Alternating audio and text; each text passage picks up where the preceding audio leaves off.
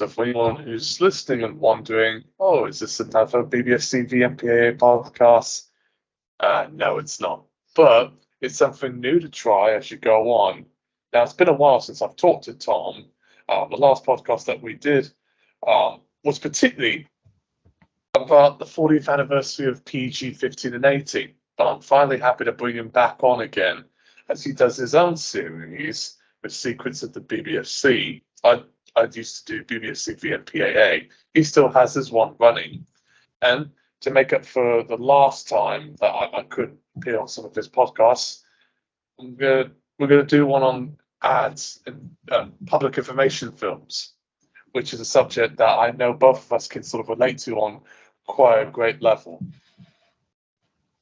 How do you do? I'm doing pretty well myself. How about you?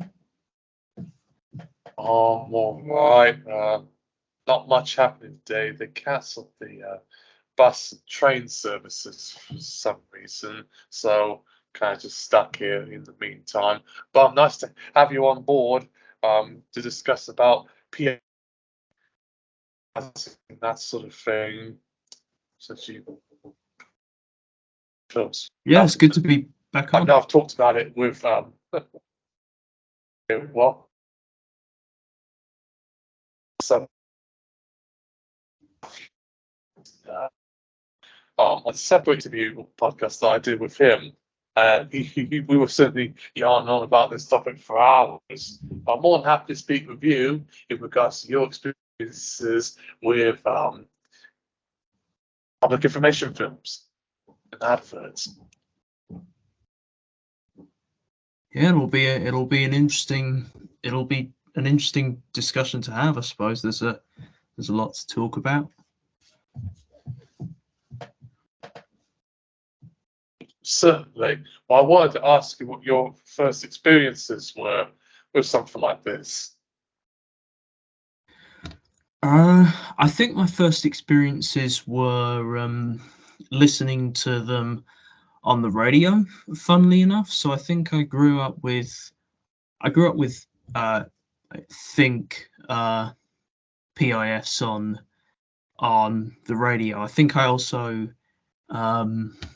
grew up with I think there was one particular advert that I haven't managed to find since, that was a campaign against burglary or something like that. I think the Metropolitan Police did that one, but predominantly it was think radio PIFs that sort of piqued my interest, and I suppose that's what started it. And then I found the YouTube channel Hello, I'm a Pizza, who, by the way, you should 100% subscribe to if you're not already. Like, they make brilliant content. And I discovered a video called Top 10 Most Effective British Adverts, and I watched that, and I saw that it had the TV version of one of the Think radio PIFs that I'd listened to when I was younger. So I suppose it just sort of went from there. I just started watching more of them, watching more international ones, I suppose, as well. And yeah, and here I am speaking about them, I guess.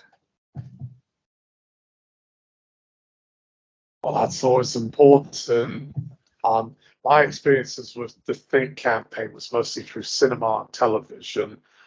Radio was not something I fully listened to a lot, except probably for Chill FM, which I always like. You can get on the DAB service on Sky.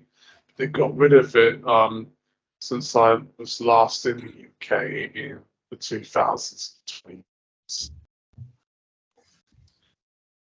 Just but at this point, I'm sure when you saw the visuals themselves, you were in for a rude awakening, because the Think campaigns are quite nightmarish.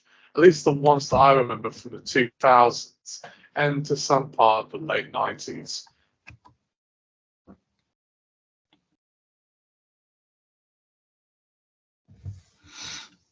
Yeah, like definitely. I remember one time. I think people would, you know, come into our school talking to us about things like road safety, and I remember they showed us two PIFs in particular. One of them was Julie, which was obviously from the 1990s. The other was Richard, which was, I think I found both of them interesting, I suppose. Again, quite nightmarish in their portrayal of road accidents, but I suppose they're important. Uh, they're important PIFs, in that particular history, because they were sort of the first modern PIFs, if you like. The sort of 1990s was when they really started to come into their own with how we see a lot of modern PIFs nowadays.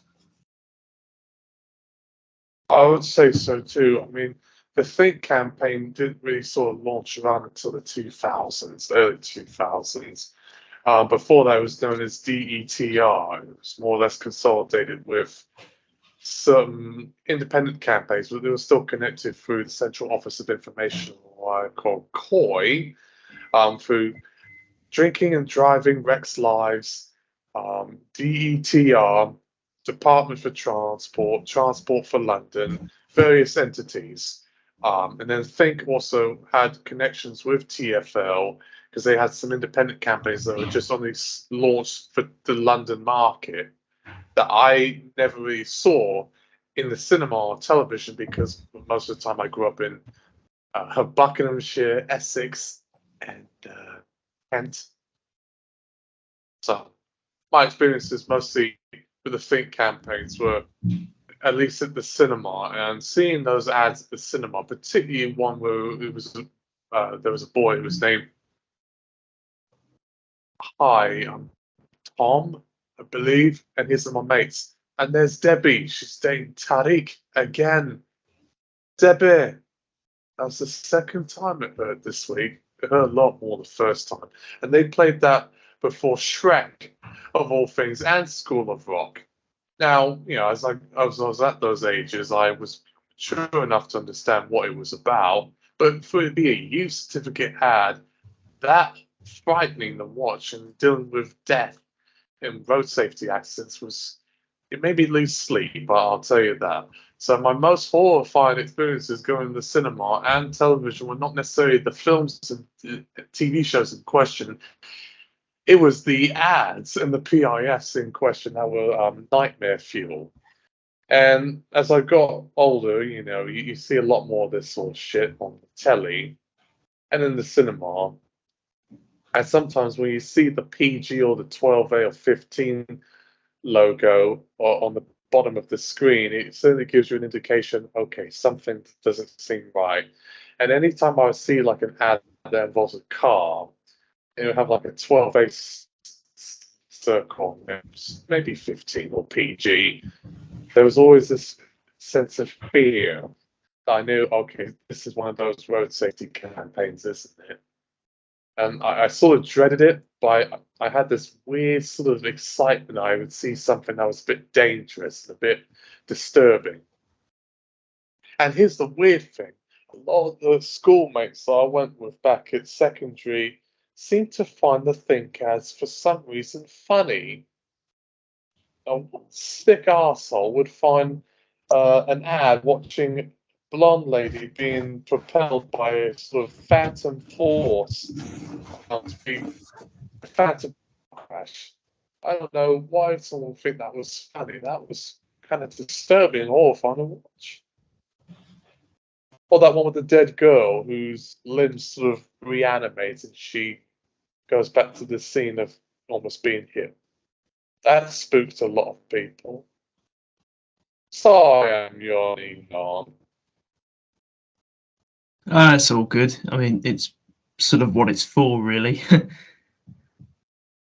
Oh yes, I mean for you, because of the age difference, you probably weren't allowed to see some of these ones when they first came out, or you saw them much later in the fact.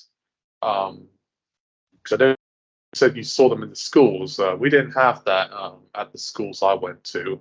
I mostly just had the opportunity to see them on TV and cinema. And in a dark room, where I lived in quite isolated areas, and it was quite unnerving. I'll say that there, especially when seeing it on 35mm print in the dark auditorium. Never a good thing. Never a good idea. Trust me.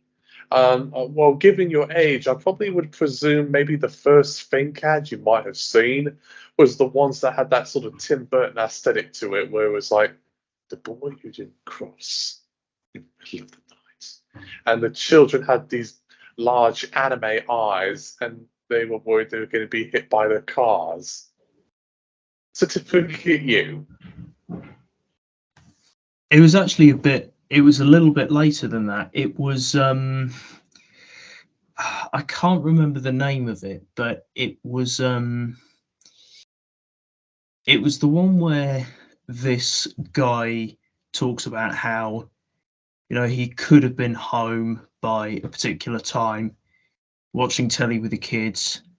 He was thinking about going for a pint, punctured his lung, going into cardiac arrest because he made some kind of risky maneuver or whatever. I think he was a motorcyclist or something. But I first listened to that one on the radio. I don't think I ever really saw a lot of PIFs in the cinema What about until television?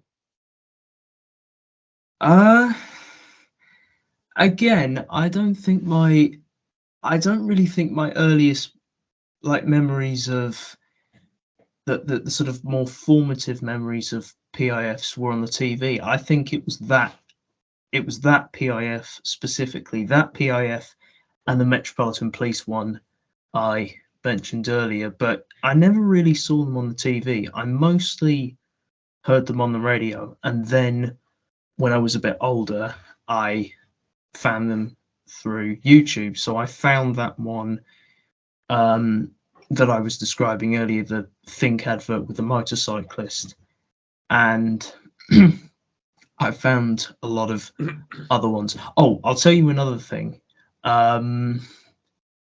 Fire kills PIFs on the radio as well. Those were, I think they might have been my earliest memories of PIFs. The clock change fire kills PIFs specifically. The fire kills campaigns I don't have quite as much experience with, although I had the unfortunate burden of being that generation of people who saw that night vision one that was known for being controversial because it was so intense and scary.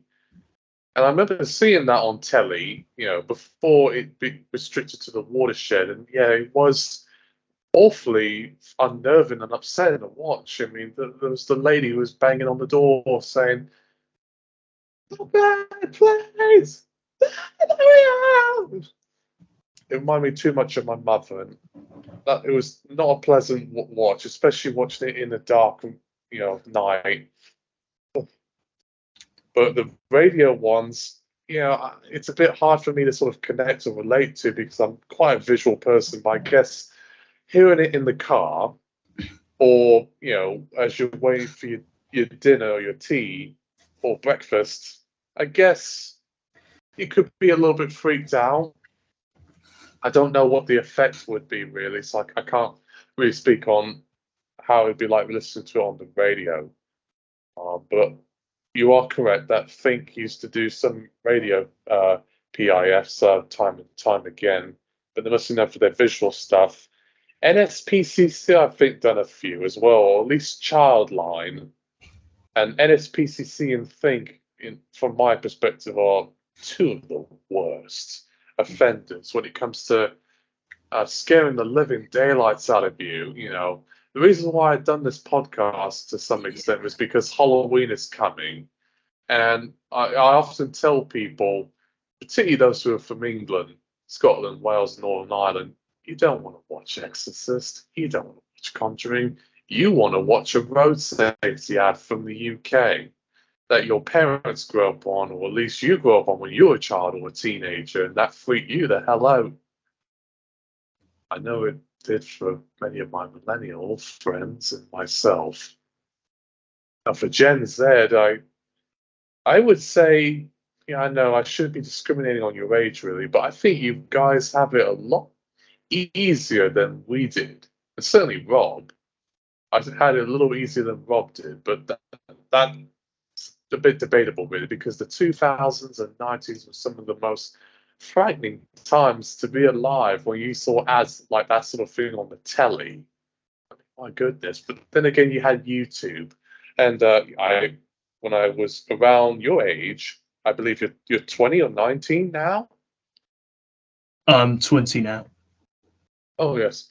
Well, when I was a little bit younger than you, I did go on a full binge on YouTube watching a lot of these sort of ads that I never really saw because I've already aired, past my bedtime, or I maybe was probably too young to be watching. So I know where you're coming from. It was always the Think and the NSPC ones that would always sort of unnerve me. But there are a few ones that do pop up every now and again that kind of catch you a little bit off guard. I know a lot of people don't like those animal rights ones, like for the League Against Cruel Sports, where a man is rocking on a horse, and it's implying that he's fox hunting. It's playing this sort of unnerving classical music. He's got the sinister teeth and the eyes of the devil. I didn't think that was frightening, but I know a lot of people did. Although that one with the polar bears falling from the sky to their deaths, that was unnerving. And it was a 15th certificate in cinema for Plain Stupid, which was an organization raising awareness about pollution as you use airplanes because they emit so much CO2. It was when the environmental movement was certainly kicking a high gear. I'm glad you didn't watch that in the cinema. That would have gave you the shits. Sorry, I shouldn't be judgmental, people. Another one called Sarah's Story by the Motor Neuron Disease Association is also unnerving as well. Take my word for it, don't watch it. You're thinking it's an ad warning about the perils of rape. It's actually an ad warning about the perils of getting MNDA or Lou Gehrig's disease. Sadly, I've already watched that one multiple times. Do you watch these ads to be scared and sort of hide in your room, or do you watch them as a sort of like a film historian or enthusiast? Because I don't really watch them to get a fear factor. I can't say I really watch them to be scared. I'd say it's more of a fascination with them. I suppose I find a lot of them very creative and quite ahead of their time. I'd say like something like Night Vision, or there's there's a public safety announcement from New Zealand called The Speed of Fire. Like those two in particular are very ahead of their time. I think both of them were released in 2002.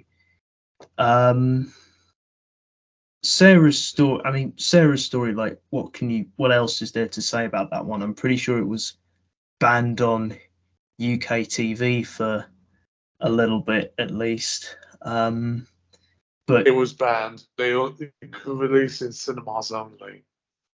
And obviously the internet. Yeah, you weren't ever gonna get away with banning it from the internet. But yeah, Night Vision, it's safe to say, did seem to traumatize a lot of young people from the time. I mean, it was released a year before I was born, so I can't say I didn't see it until a few years ago, I think. But in terms of scary stuff, I think the only one I can really think of that that like mess with me on an emotional level is it's a PSA called Stop the Horror, and it's from Australia. It was released in 2017, and it was directed by Justin Cazell, who directed the 2015 adaptation of Macbeth. And it's basically about the last few days of a man battling brain cancer before he dies, and it's a pro-euthanasia PSA. And that's quite a disturbing one. It's quite a long one as well. It runs for about 6 minutes, but I remember seeing that for the first time and was thinking, like, fuck, this is some strong stuff. I mean, yeah, I mean, I'd seen some other ones before. Like, I'd seen this one called Sunday Lunch, where this young boy literally gets shot at a table. But Oh Stop the no, I Horror know was, which one. yeah, you know which one. It's actually a 15 when it came for cinema release. I know there's been reports saying it's an 18 certificate that they can only play it doing 18 films, but BBFC certified it as a 15. But that didn't really make much of a difference because the effect to most people was, God blimey, that was violent and horrifying to watch because a child is being shot in the head and there's some bloody residue. And it's just bleak and ends on a really bleak note. But it makes the point about gun violence in a way that some people might find a little hard to decipher. And then I don't know a lot about foreign PIF campaigns like from Australia and New Zealand, I'm afraid. I think it's because the UK is like during my formative years, and we do have a tendency to be a sort of culturally repressed nation. But when we sort of unleash our feathers, oh boy, things can look quite ugly real fast. I think Britain, for lack of a better word, is probably one of the kings of horror films and media, but it's not within the confines of horror. I know people like going on about the Hammer era, Dracula, Frankenstein, Woman in Black, Shaun the Dead, even. But no, I think PIFs and sometimes advertising for commercial reasons, within a horror realm, we are the champions.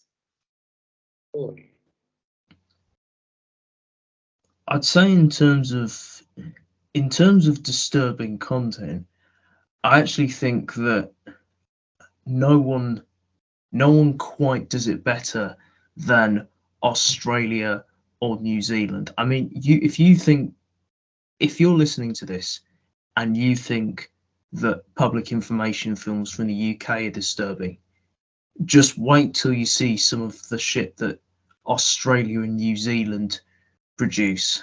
Just to give you a good example, some of the public safety announcements I've seen there are arguably some of the scariest ones I've ever seen.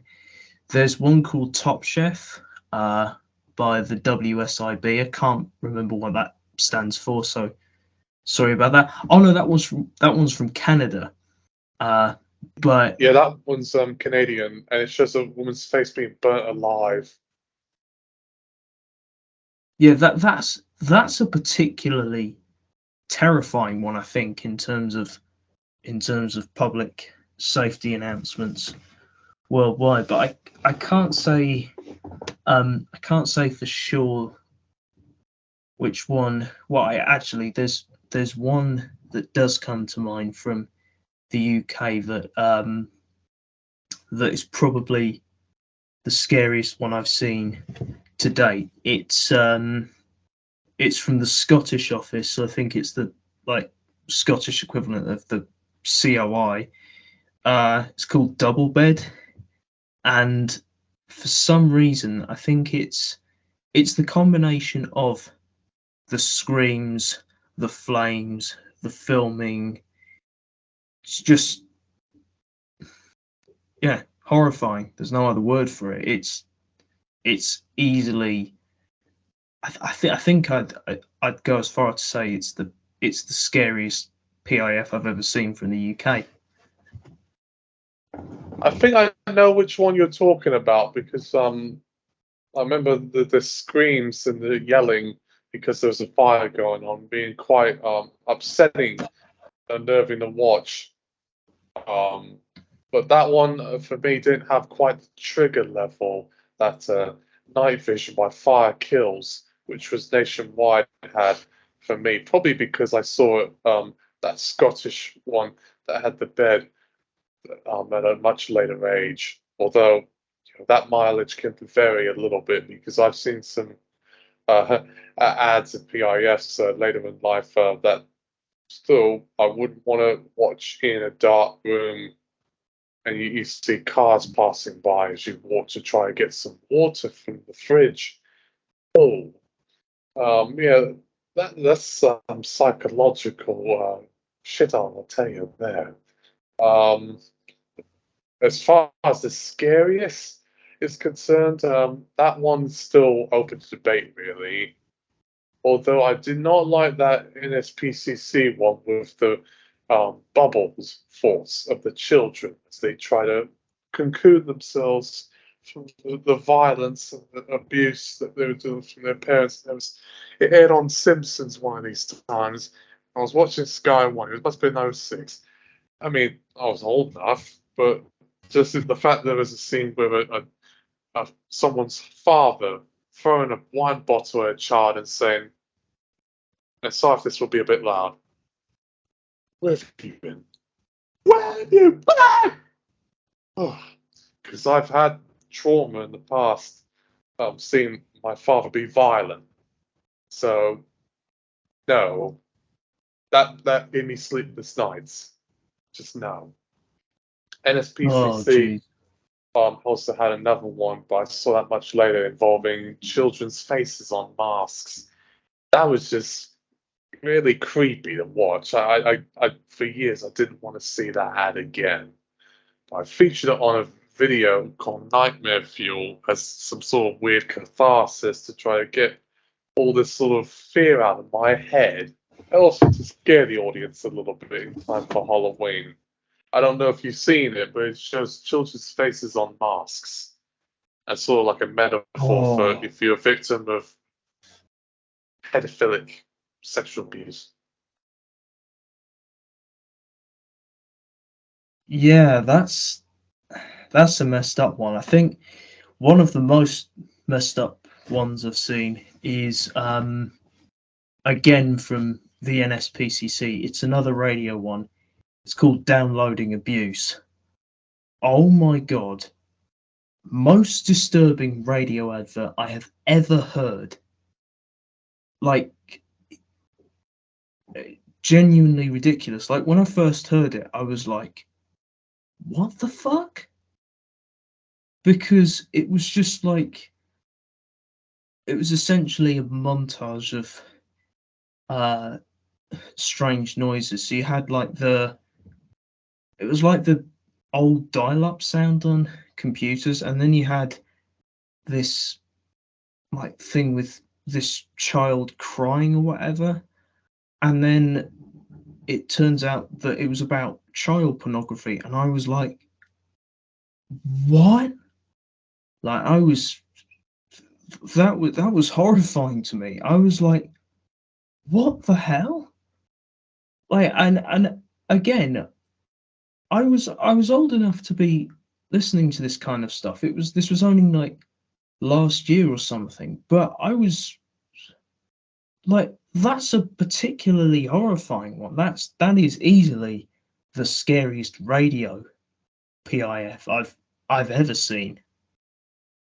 that shit was messed up, honestly.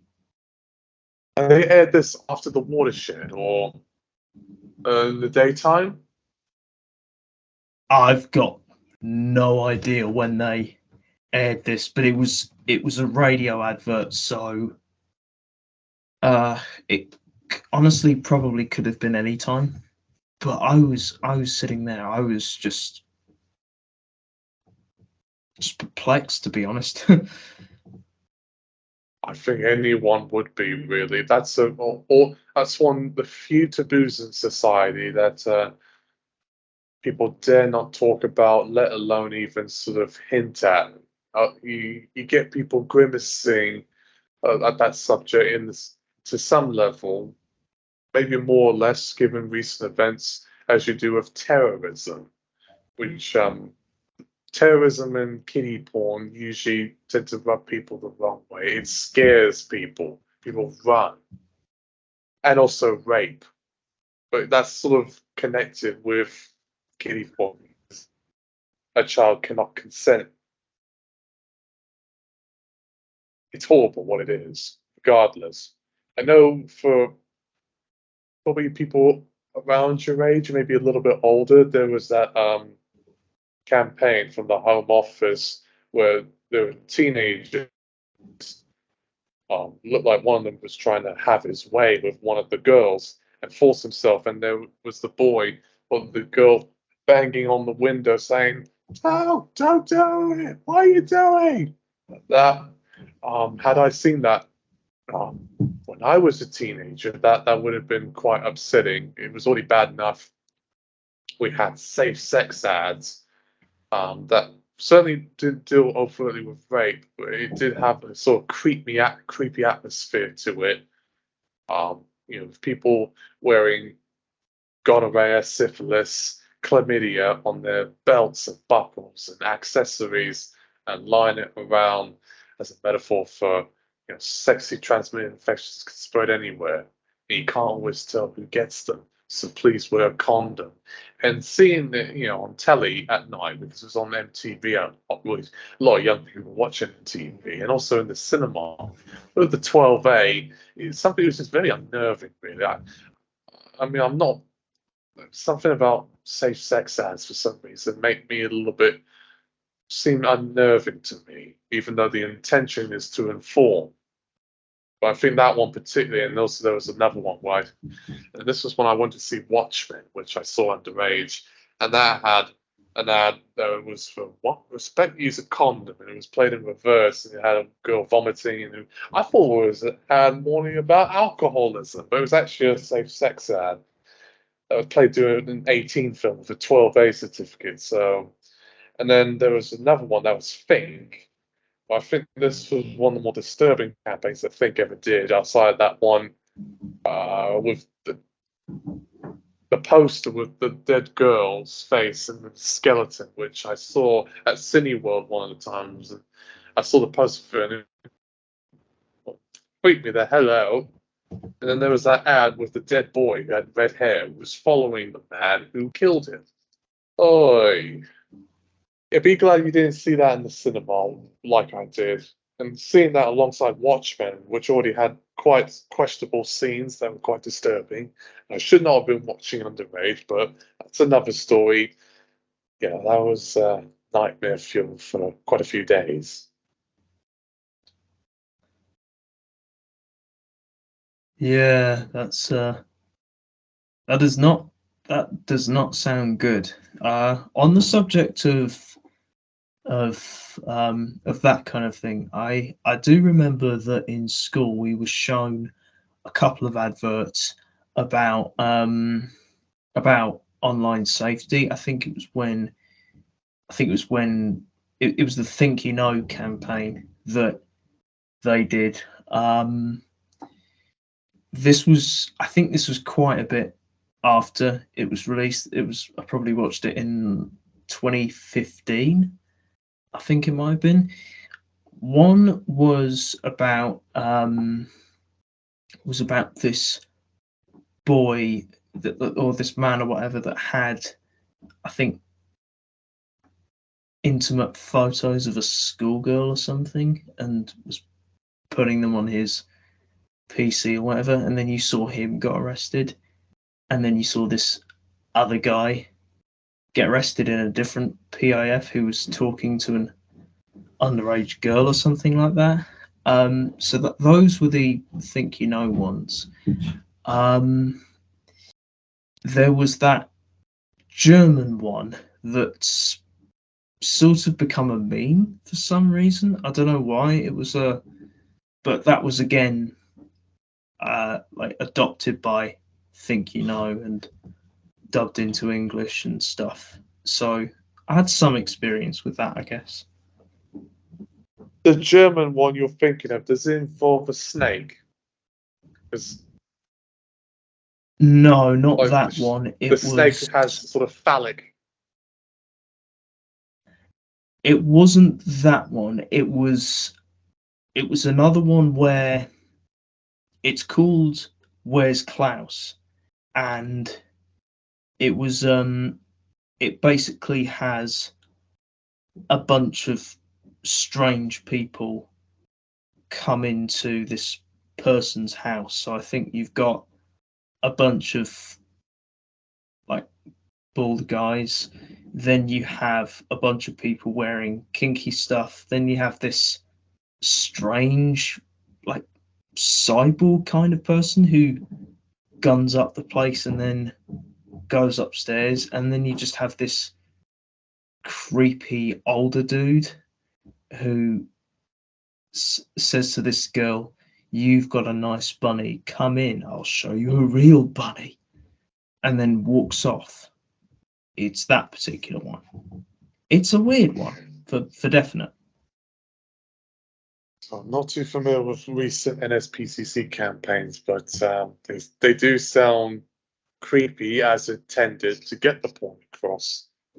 But yeah, the one that comes to mind is where the camera sort of pans down and we see essentially what we think is a young boy is actually spoken by a man. And it's just uncanny and unsettling because it's implied that he's a pedophile. You know, a man with a child's voice, implying that he can sort of be an imposter on the internet. I mean, watching that makes me glad I never had the internet growing up. I didn't really start using it as much until I got older. And even at that, I sort of knew about the threat of stranger danger online to go into these sort of deep channels where some of these people could very well be lurking, say, "Oh, I'm that," but they're not. So Yeah, it's upsetting. yeah, it's just twisted, really. I mean that particular one is a particularly twisted one. I recognise the one you mention, but yeah, there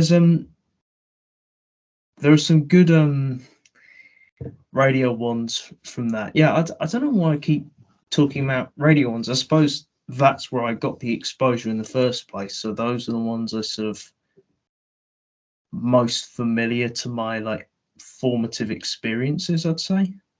But that's understandable. I mean, for me, we're a little bit different, not only because of age, but also experience, because I've had most of that sort of experience through TV and cinema.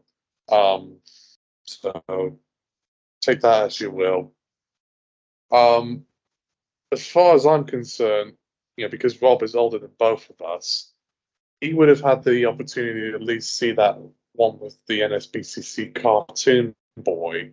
And I love animation, but seeing that, when I did, must have been like 17 or 18 or 19 when I saw it on the internet. Certainly was quite upsetting. Actually, I saw that much younger, and that's an 18 certificate when it got at the cinema. I saw that much younger than when I was 15. It was on a service called teleads.org.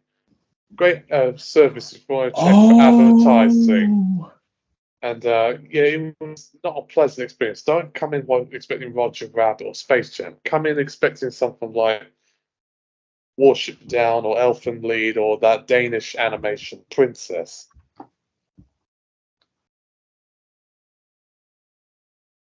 oh my God. Telly ads. That is a whole different avenue I haven't heard about for years. Oh my God. Thank you for reminding me.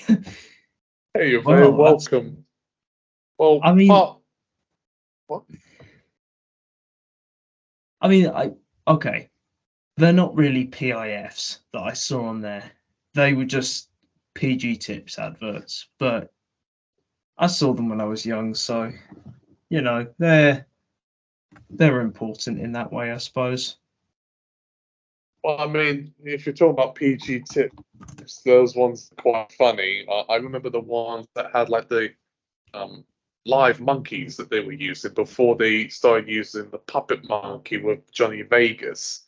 That was my experience with it. And they actually, weirdly enough, the PG tips and the way the tea bags are shaped also help influence the PG rating as we know it. And I've done a tweet on this back when Twitter was owned by Jack Dorsey, not Elon Musk. And they actually retweeted it. The BBC retweeted what I said about, hey, using like the sock puppet monkey as like a little reference, which I thought was funny. But I'll sort of reel that back in. If you're talking about sort of more non-scary PIF stuff, I think Talk to Frank has the upper hand. Now, you may be a little bit young to remember the Talk to Frank campaigns, but I thought they were hilarious. Particularly the one with the brain warehouse where we see a man who looks like Crispin Glover, but with this nasty Joker type grin. And laughing like that. And he's saying, the Freak Out 3X50. You know, back in the old days, before these came, we lost it on weed and phew, that was it. Imagine that.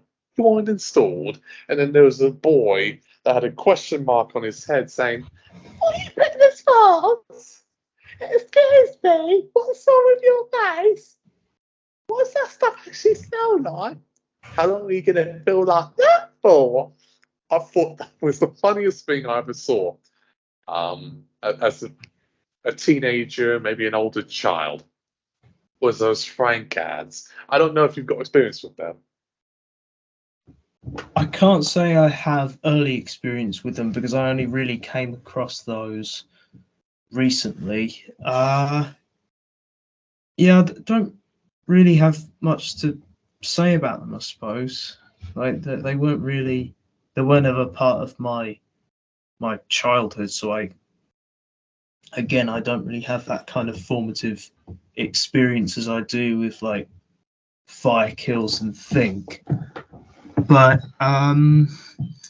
No, I totally uh understand. yeah. While I know as far as the scare factor is concerned on more recent campaigns from like 2010s and 2020s, excuse me, excuse me, it's not quite the same really. Because I've seen recent Think campaigns. Um, it's just not frightening anymore. Yeah. There was that one that was viral called Pablo Shocker, which I think played in a few cinemas, but I only saw it on YouTube, and that had this jump scares. But the most recent ones, which were sort of laughy and jokey, and then that one with the man with the bug eyes, he was just like burping and saying, "Well, I was drunk, but I've got on my car." There's it just the nostalgia factor sort of what left the building a little bit because I wasn't scared by them. I thought they were funny. I don't want my think ads to be funny. I want them to be, nervy, if you know what I mean. I mean, I got some hope when I was at university back in 2014, 2013, because Pearl and Dean on their website had a gallery, all these archive ads that they exhibited in their um, cinemas that they work with, and they had the BBFC logos on them and the 35mm print. It all looked scratchy, and it all looked very scary. But it played, and for a while you could find it on their website. But now Hall of Advertising took a lot of those ads and done it as a compilation, kind of like how I do my Dream Cinema ad reels. You can check on YouTube. I just released part 3.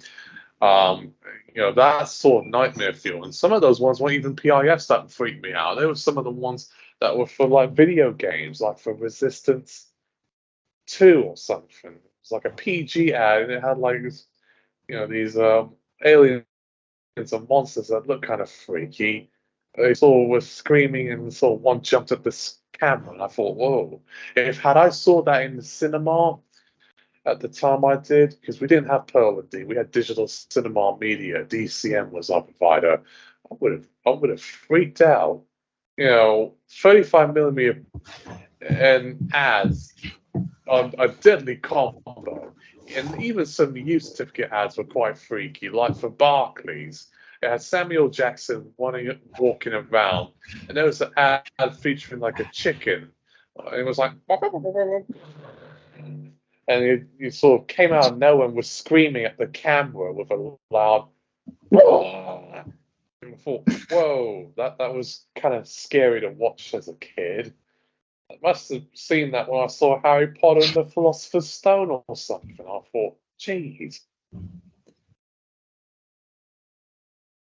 Yeah, some of that sounds quite interesting. I'd quite like to see this one with the chicken that you described, because that certainly sounds entertaining, if not a little bit strange. In terms of Barclays adverts, I do remember being shown 3 ones in particular at the school I went to. The first one was it was about this scam or whatever, where this guy pretended that he just had some kind of crash in Phuket and wanted money or something, so he would scam people and say like, hey, can I have this, bank details or whatever, and the tagline was, it's a scam. And it was the same with this other advert, which is now memed quite a bit, where this woman asks for the first and third numbers of your PIN number, and then says, oh, I'm sorry, I didn't catch that. That's the second and fourth digits. And then turns to the camera and she's like, did you see what I just did there? So that was the second one. And then the third one was just this person, like, in inverted commas, guessing what your password was online. Oh. Wait, Barclays had these ads? Must be stuck in a shell I didn't even get out of, because I think teaching people about financial literacy and also preventing from being scammed or frauded is quite important these days, especially with everything being all electronic and digital nowadays. And I've been victim of scams and stuff in the past, and it's not fun. It may not be scary, but it's reality. The ones that freak me out probably the most nowadays, as far as like, it's not having unnerving or unsettling imagery, is probably the ones that deal openly with debt. As someone who has student loan debt to his name, that I wish I could remove in a flash, but I can't. That's quite personal. Because I felt like I could have made a much better decision on something like that, but I didn't. I feel guilty years later that I got a fucking study where I have no study. I'm not proud about it. Not proud. So sorry if I'm talking about personal stuff, but just speaking from experience, because PIFs and ads can certainly do a number on your brain a bit. If it's not disturbing images, it may be false advertising or misleading tactics and that sort of thing. Uh, you well, they're not scary, but people saw not responded to was those PPI adverts that I think had Arnold Schwarzenegger's face like some sort of rotating car device. You could clear off your PPI deadlines or something. It was funny, but I thought, whatever it is, I'm glad me and my family would never suck it into something like that. And also ads involving people being caught by loan sharks and stuff. I think there was one, and it looked like the man was floating in midair or something. It was funny, but it was upsetting because I know a lot of people who don't, live in poverty and they have to turn to these payday loan centers or get cash from a dodgy criminal on the street so that they can feed their families. It's upsetting, really. Um, Sorry if I'm sort of going on a bit. So, for anyone who is a bit curious, what exactly is the funniest PIF you've seen? Because when people think about humor, they usually think of those talk to Frank ones. Sometimes like drug campaigns. I can't really say I've had a particular one that I've found funny. I suppose one of the most entertaining ones I've seen is actually from the US. A friend of mine introduced me to it. It's from JG Wentworth, and it's a bunch of people singing on a bus about how they 877 cash now. JG Wentworth. I know which 877 cash now. Yeah, that one. That's a good one. I know which one you're talking about because in the time I was in California, I had to see quite a lot of those ads that pop up every now and again. And unfortunately, it does sort of go back to the whole payday loan thing, which in reality is horrible. I don't like those, but the way they've done the marketing campaign is quite funny and clever. Yeah, they definitely knocked it out of the ballpark with that particular advert. I would say so too, in terms of getting attention for what it is. They always seem to air those sort of ads, sort of doing like Jerry Springer or more. Don't ask, but then like our Premier Kyle. The TV shows for the nitwits. But yes, so I think the last thing that we were mentioning was something about Rob. He doesn't have much experience in this field when it comes to ads and PIFs and that sort of thing. I don't know if he's ever asked you this because I know you've done a podcast with him about this almost the same subject. What was his favorite ad or PIF you've managed to sort of ask from him?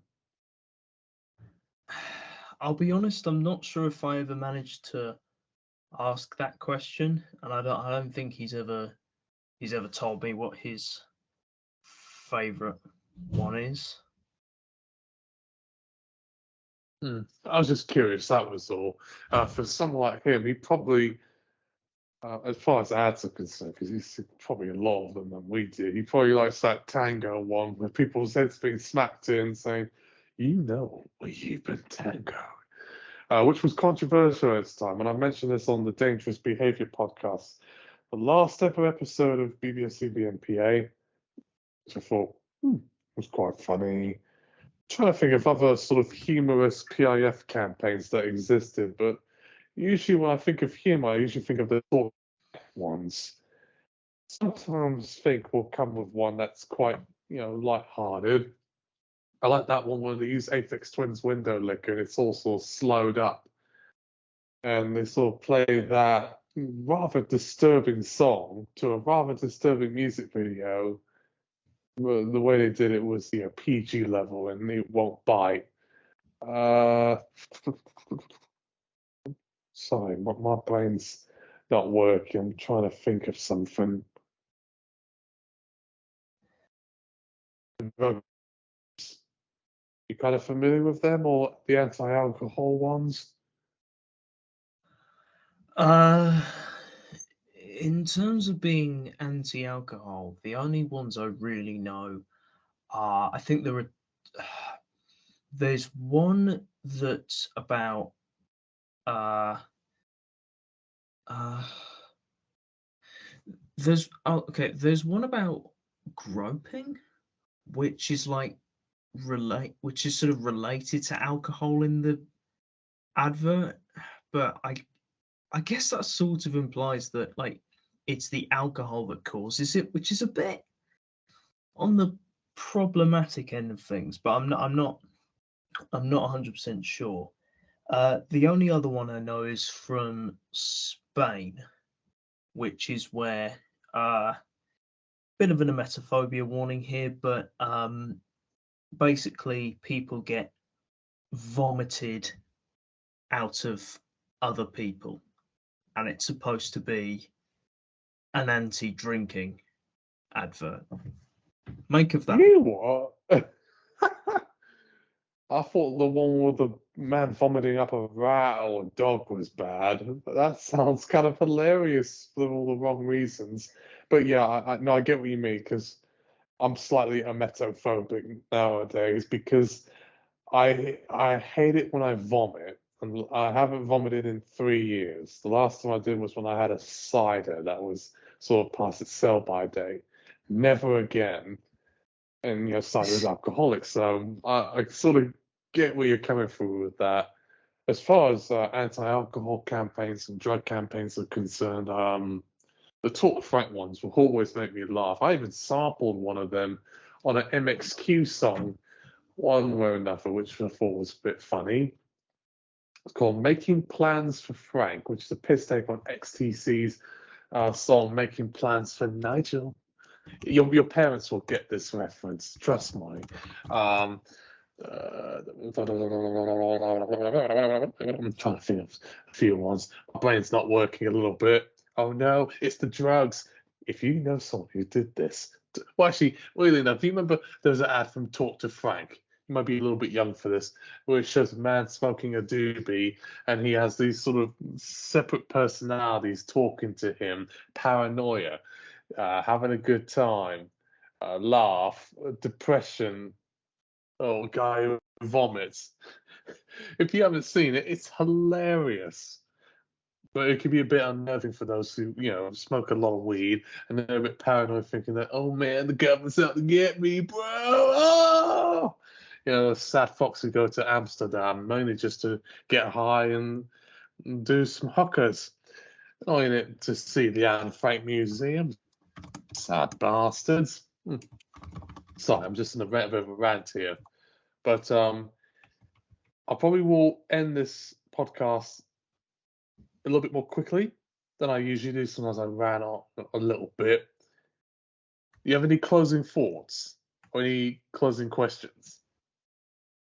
I guess I might have some like closing thoughts about PIFs as a whole. I guess I think from like my experience, when you were talking about them being nightmare fuel, I certainly find them a lot more nightmarish than quite a few horror films I've seen, and I've seen things like The Exorcist and The Shining. I've found many public information films around the world a lot more unnerving than any of them, and also a lot more um a lot more willing to sort of creep into some of the dreams I have, which is weird because, well, I guess part of it is what put me off watching them for a bit, because I kept having weird dreams after I was watching them, but I still come back to them from time to time. It's maybe not. It's not something that I'm quite as interested in as the BBFC, but I'll still maintain a sort of general interest for it as a matter of course. But there's definitely a lot to talk about, and if you're listening to this, I suppose, and you if you're listening and you've heard about these PIS or whatever, you might have seen them, look them up. You might be surprised, I suppose, when you find out about them. But yeah, they're a very interesting, albeit niche, topic to look at, I guess. I would agree with that too. Well, for me, it's always the British ones that have the social, personal connection for me more so than any other country. Although Germany has come with some surprising campaigns, particularly through SWR television, like their ones warning about media violence. They're quite effective. But I'm concerned with PIF campaigns. You are absolutely correct. I mean, I've seen a fair few horror films in my time. I've seen, Jaws in the cinema. And that movie was awfully violent for a PG because I saw it when it was still PG. That was at Easy Cinema at the Milton Keynes Point Centres. So I feel a bit old, a little bit, talking about that. But yeah, I mean, you have to take everything in context there. Yeah, they're trying to prove a point and a message about these sort of things. Those who do see them, for some sort of nightmare, horror catharsis, well, good for you. You're learning a lesson or two.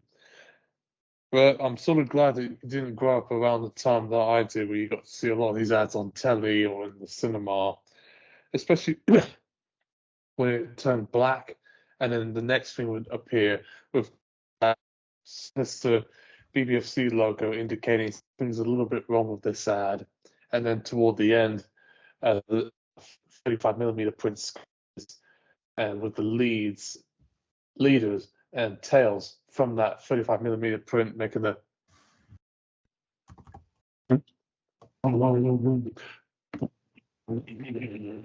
oh, don't be in the room when I was seeing Shrek. That happened, and during that same showing of Shrek, that Think ad with the kid's name. Hi, I'm Tom, and these are my mates. She's dating Tariq, that Debbie. That happened in the earlier bit of the film reel. And then the weird scratching noises when the film print ended. Oh, God. It wasn't Shrek that scared me. It was everything else that fucked me over. So I'm going to end this podcast just for our convenience in case you have a nightmare of a dead boy with ginger hair, and ginger kids are always bullied at British schools, following you as you're asleep or as you're studying or as you're going on the bus to University of Kent or wherever. It could follow you. Scared you, didn't I? I mean, it's okay. I do know one thing for sure, and I'm sure there will be several people who agree with me on this. From the bottom of my heart, fuck SWR television and their bullshit adverts. Because the whole thing about violence on television inspiring violence in kids is just nonsense. I'm sorry. Well, they were known for doing that sort of campaigns in the 90s and 2000s because they could appeal to those sort of concerned parents. We never really had those sort of campaigns as strongly in Britain, although ITC, which eventually became Ofcom, had some ads warning about if you show violent programs before the watershed, we're here to ITC that you don't get away with it. Or we're here to ITC that they stick to these policies. We had those, and then there was a brief ad that aired on MTV quite a lot. And it was essentially like a piss take at Grand Theft Auto, which showed knife crime, like some ASBO youth flicking a knife with his cap on and hoodie, and then he gets he stabs someone, not explicit but shocking, and he gets arrested by the police and goes in the slammer, and it says on the text, "Knife crime is not a video game." Take my word for it, you'll hate those just as you hate the SWR campaigns. I will definitely take your word for that. They sound equally infuriating and unsubstantiated. With that being said, I did feature a lot of these ads on my Dream Cinema ad reels. You probably saw them before you even knew who I was. And if I did give any people nightmares about the ads I've shown you, and I put my little BBFC logos on them just for kicks, please don't sue me. Until then, auf Wiedersehen, Tom, and auf Wiedersehen, Sumi. Auf Wiedersehen, Pet.